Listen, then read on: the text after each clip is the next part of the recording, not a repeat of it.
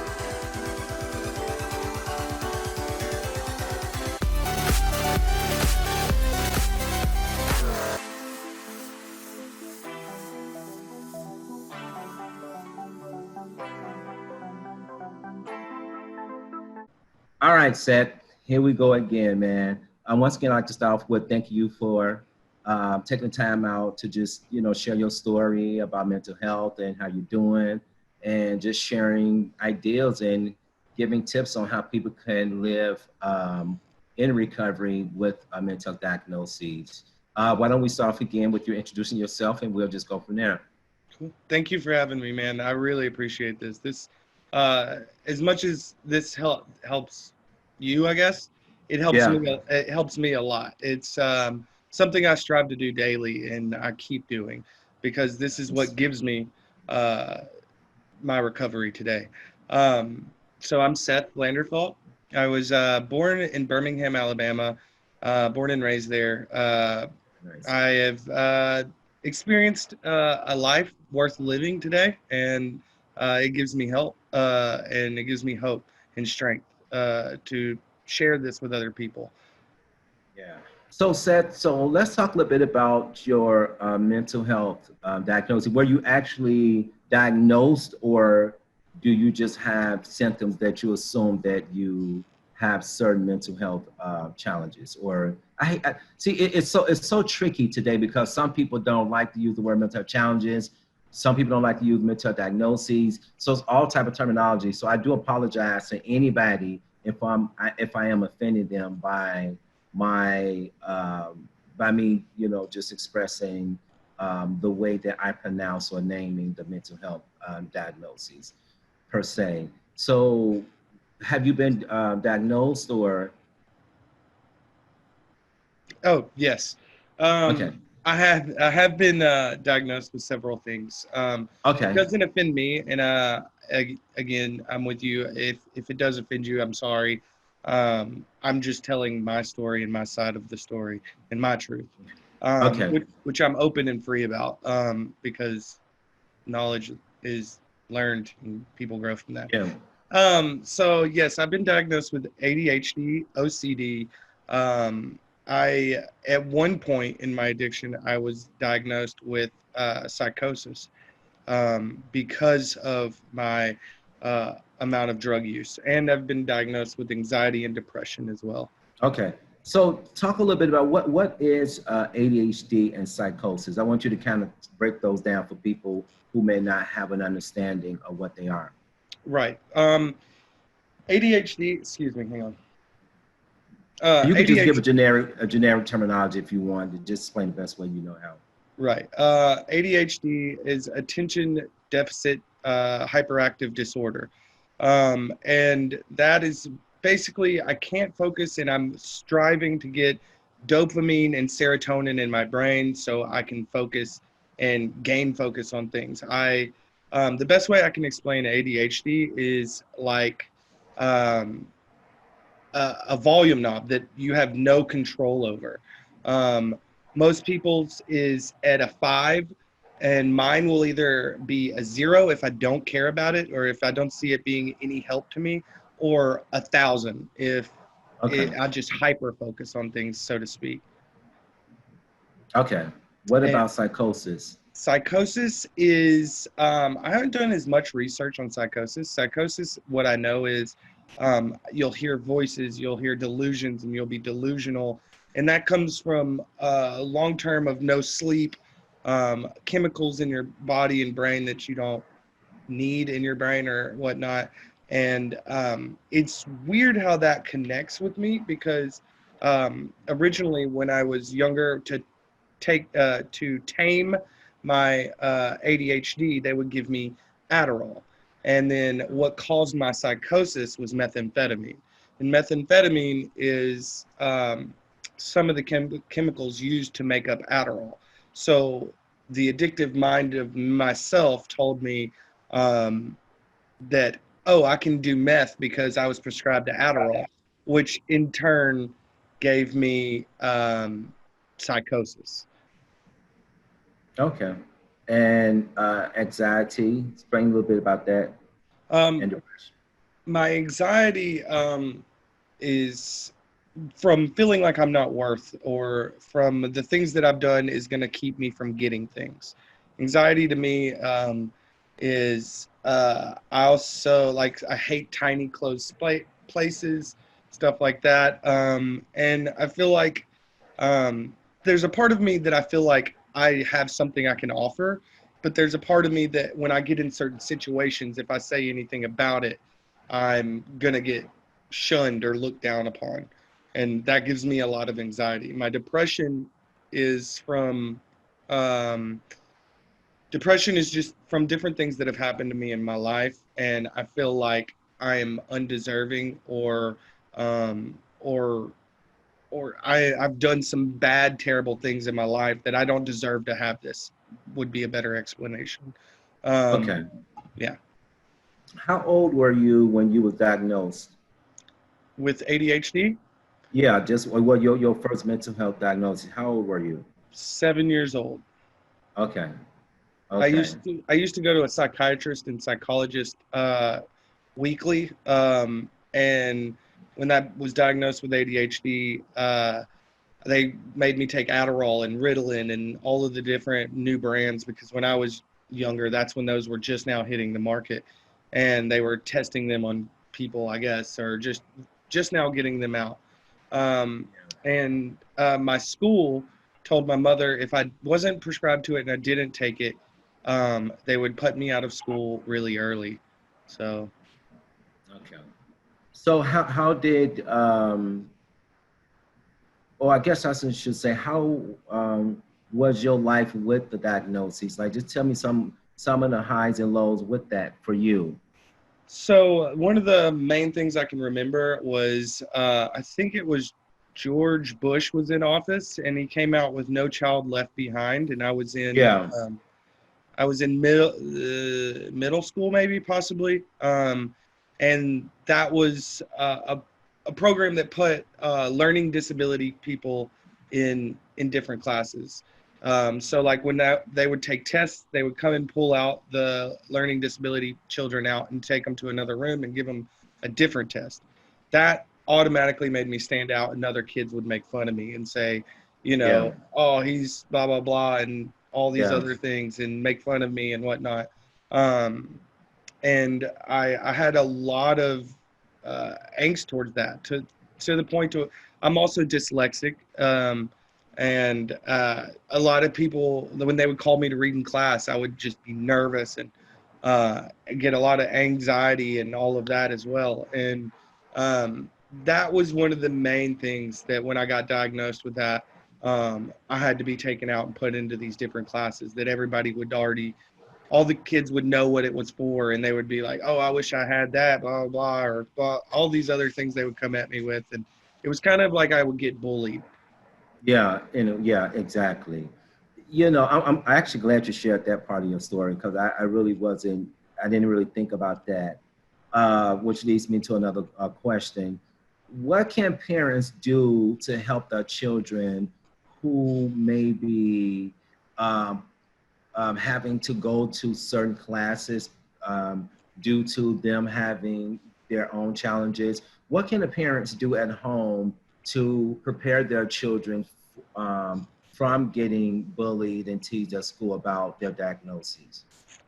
Um, you know, I probably should have given that more thought. But what I can say would be just prepare them, make them aware of it, and let Yeah, them know that it's nothing wrong with them, and it's nothing, exactly. and there's nothing bad about it. Yeah, And also try and talk about the good points. I mean, the good points yeah, would be you get multiple choices. You have somebody read yeah, it to you. yeah, I mean, you get more time to spend on a test, so you'll make better grades, and you're still going to pass the same grade that all these other kids are still. Either they're gonna have a tougher time, or they just have to work harder. I mean, it's just different for each person. I mean, it's an yeah, individual basis, and I I'm very grateful that I was able to do those things. And, now that I look back on it, it made me a stronger person. It made me, want to strive to do better. And no matter what somebody says, doesn't mean that, or how they act, doesn't mean that you're any of that, because we're all individuals and we're all beautiful the way we are. And the little things that we do different is what separates us from everybody else, because if we all did the things the same way and learned the same way, then life would be pretty boring. yeah, exactly. I know earlier we talked about the drug addiction, and I know you're living in recovery and stuff now. Do you feel like when you were experiencing depression and anxiety that you also self-medicated? Oh, definitely. So I have a little analogy I've heard one time that I attribute to addiction a lot, which is, uh, I don't know, because we live in California, it doesn't rain here much. So um, if you're driving in the rain on the interstate, and when you pass under a bridge, and what happens when you go under that bridge for a second? Yeah, the water stopped. It Yeah, the stops. rain stopped. Yeah, yeah. And then when you get to the other side, it starts pouring back again. So a Hmm. drug addict or myself, when I was driving on the interstate, I just felt like it was really tough. I couldn't see much and I didn't want to slow down. So I would get under the bridge, and when the rain would stop, I would just sit under the bridge for a minute and watch all the other cars pass by. Even though they're going slow, they're still progressing through life. Um, and then when they get back to the other side, they're pushing through the rain until they get to the other side. I just chose to stop and mask my feelings, because I just couldn't. I did At the time. I had to medicate so I could uh, feel numb, because I mean I couldn't bear to look at myself in the mirror for so long. Yeah. Yeah, you know, and see, this is why I'm so glad that I met you, and we're gonna definitely be communicating a lot because I'm gonna get some pointers from you, and maybe I can use that to help my friend. But I've definitely taken the more supportive role in terms of not setting expectations for him, only because I notice when he does start to get depressed, and especially with depression, he automatically go get a bottle. And he calls me, he's crying, saying, "Oh, Jay, man, I'm a loser." And blah, blah. I'm like, "No, you're not a loser. You got a lot to live for." I'm always, rebelling those things that he's negative things that he's saying about himself. And well, I did this the other day, and look at my life. And I said, yeah. But I tell him, I say, every day that you wake up, you have a new start. I said, you're not in the grave. And because you're not in the grave, there is a new start. I always tell them every day is different. You may not drink for 4 days, and because his type of person, if he doesn't drink, and he have one slip up, it's like starting back over to zero. And I've tried to tell him, like, don't go back to zero because you mess up. Don't throw away everything that you worked for. But he feels like that because the pressure that he's getting. And I Right. always try to tell him, like, okay, every day is different. I said, you may drink 5 shots today, but you may drink 4 tomorrow. And I said, you may drink 3 the next day. I mean, I said, challenge yourself, set goals to yourself. And I tell him, because you can do it. I told him yesterday, I said, one thing with you, when you set your mind to do something, I don't care what state you're in, you get the results that you're looking for. Exactly. So that's important for me to be able to talk to him in his ear like that. Because when you love people, you want the best for them. And sometimes your advice and your support does more harm than good, because your love for them, and you think that this is the way the approach is the best way for them, but it's not. Right. So there's a fine line in between being supportive and being an enabler, and Correct. it's very hard to come up with that perfect medium, Yeah. because I mean, my mother loves me more than anything, and she is my best friend, but at points she was an enabler for me, and Yeah. was the I'm not going to say she was the cause for me using, but I will say that she was the source of me using at so many points. Yeah.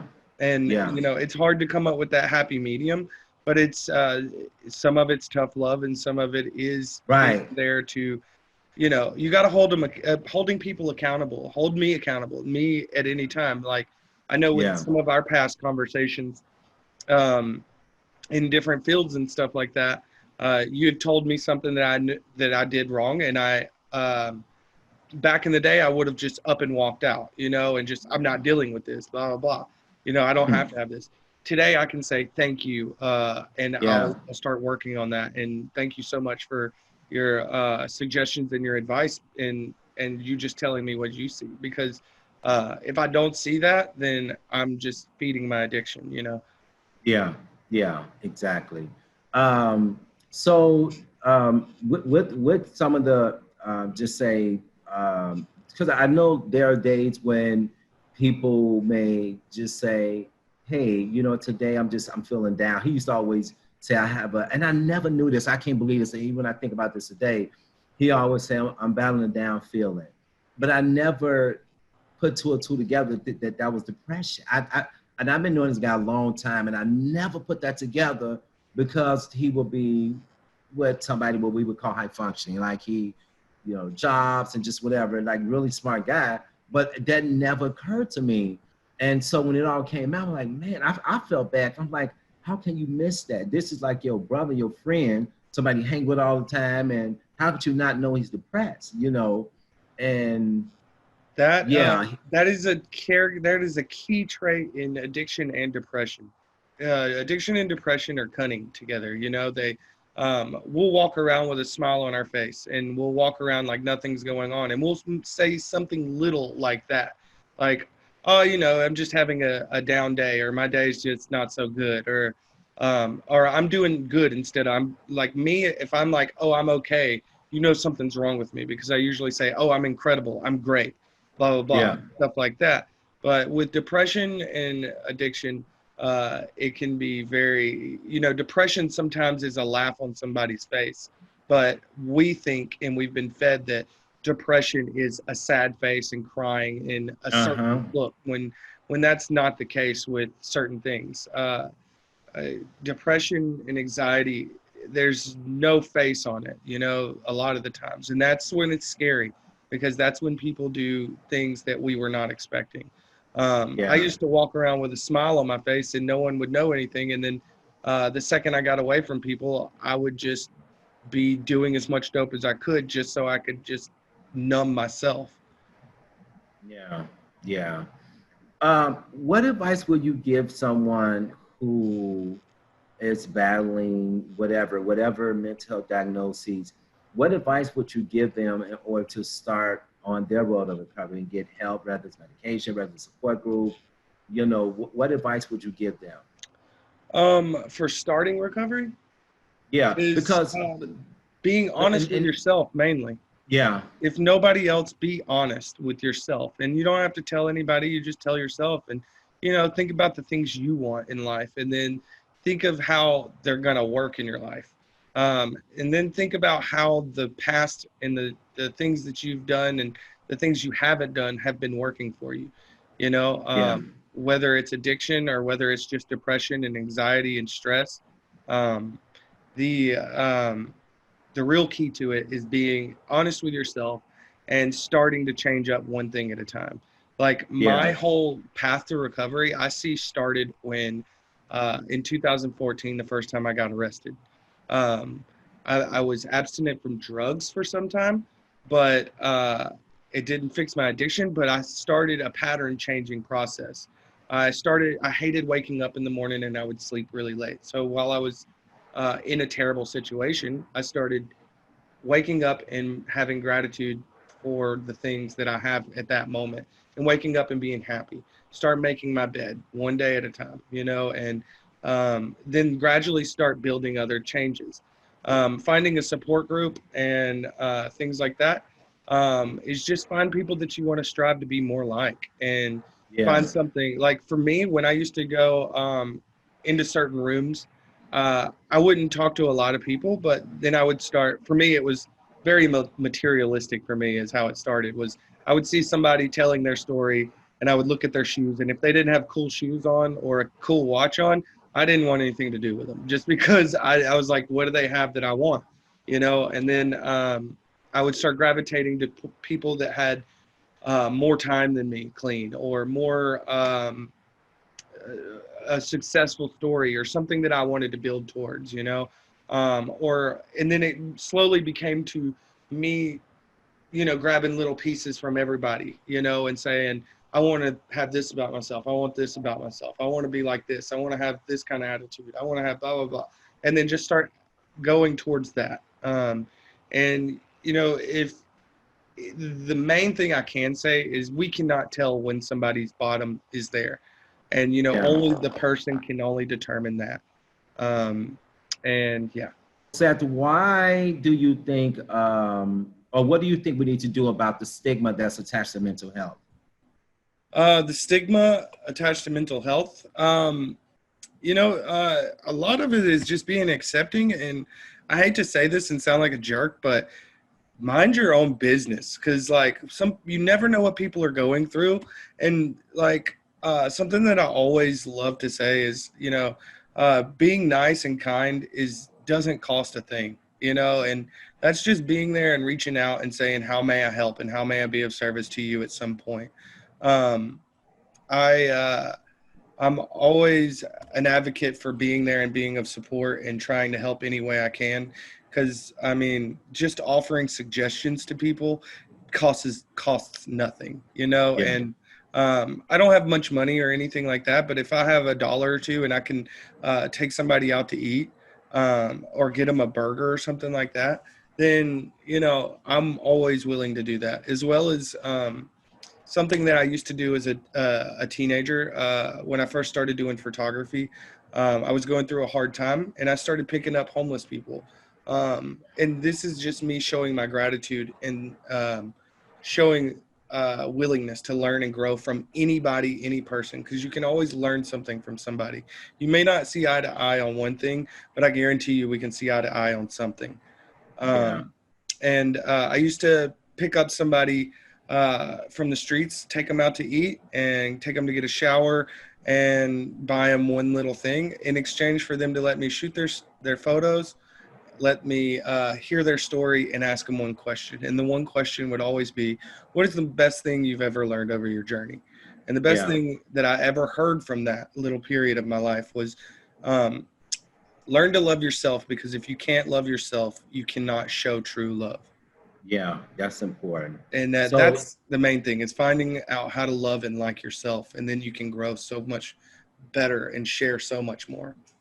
so did that help you with your mental health diagnosis? I mean, did it help you to cope better what was going on with you by helping other people? Yes, being of service to other people, and being there, it helped me grow in so many ways. And that Yeah. being in myself, feeling confident in myself, feeling that I have something to offer and something to give, and just being that. Yeah. Yeah.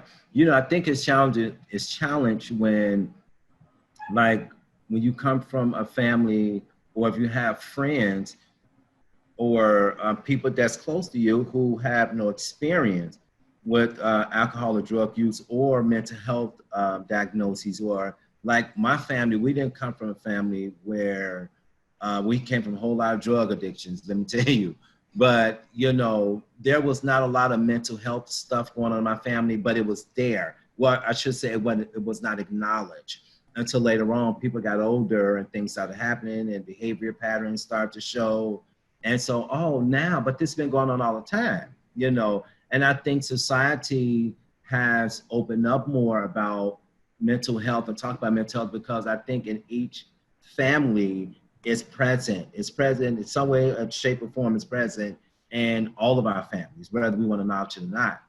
You know, so I just think education, just educating yourself, getting resources for people that you love, and just try to be that circle of support or that support person for that person in order to help them along on their journey. I think for me, that's important.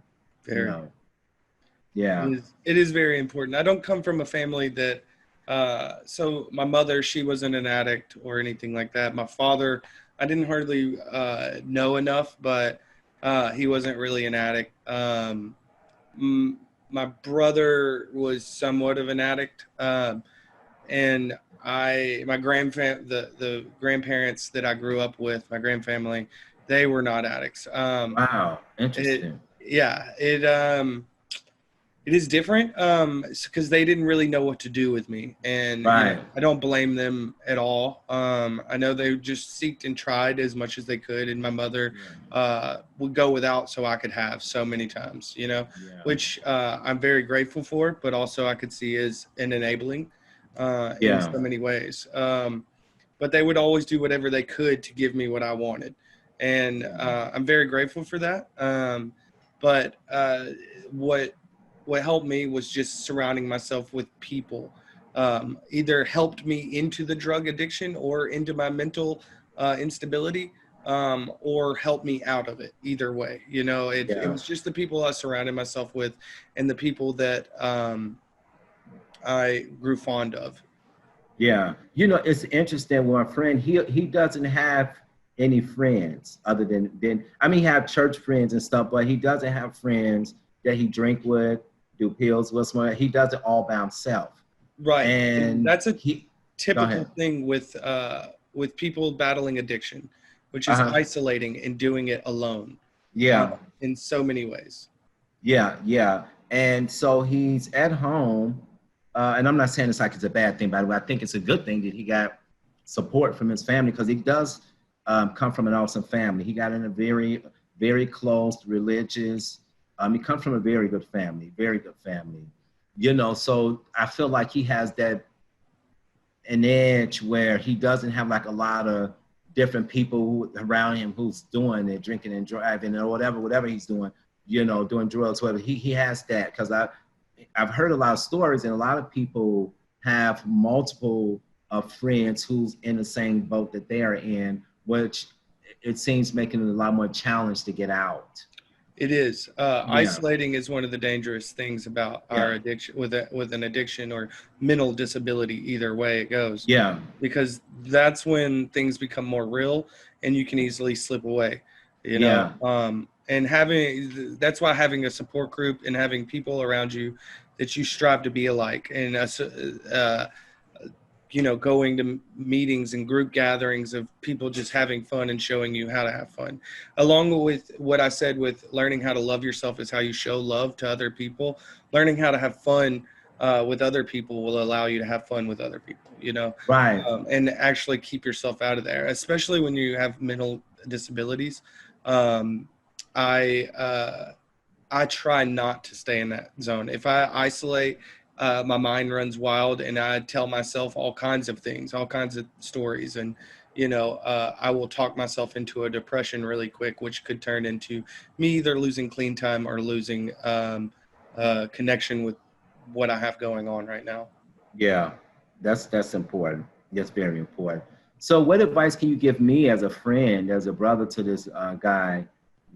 What do you think some of the things I should be doing to be a support system for him? Because, like I said, I'm not like super hard on him. Like you need to get your life together, and like, because I feel like he get enough of that elsewhere. So I take more of the approach of like trying to build him up, trying to Right. encourage him. Like, what I'm saying? Do you think I need to be adding more things in my toolbox for him? So what do you think? Um, yeah, always educate yourself and learn. But some of the best things I could tell you for him is, you know, take him out, have fun with him somehow. Show him that there's a different life other than isolation and using, and staying in that same mind frame. It's gonna be somewhat hard, especially like when people are stuck in that mentality and that state, you know, it took them time to get there, and it's going to take them time to get back out. Yeah. You know, it's like digging a hole. You're not going to dig a huge hole and then just jump right out of it, you know? Yeah. And it's just showing them that there's a different life and there's other things to do.